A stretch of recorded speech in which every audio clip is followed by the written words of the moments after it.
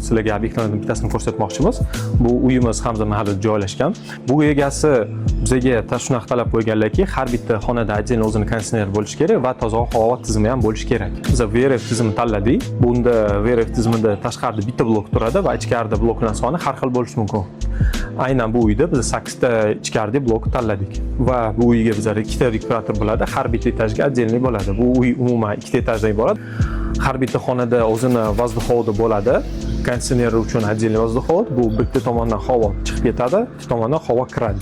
Videoda ko'rishingiz mumkin. Kanalning konditsioner vazduhovod to'rtburchak shaklida, rekuperatordan chiqayotgan toza havoni vazduhovodi dumonlar shaklida. Kanalning konditsioneri yaxshi tomoni nimadaki, u patolog qismini tagida qolib ketadi. Xohlasangiz gips karton bilan xohlasangiz natijada patologni yopganingiz uchun u sizga ko'rinmaydi. Faqat shu kichkina reshotkalar orqali havo kirib, aylanib chiqib ketaveradi. VRF sistemani agregatini biz uyning orqa tomon tom qismiga qo'ydik. Bu bizga havoni bemalol almashishiga yordam beradi. Agregat bemalol ishlaydi. Sizlarga qilgan ishlarimiz yoqqan bo'lsa, bemalol kechib ko'ringlar. Sizlarga ham chiroyli qilib ishlarni bitkazib beramiz.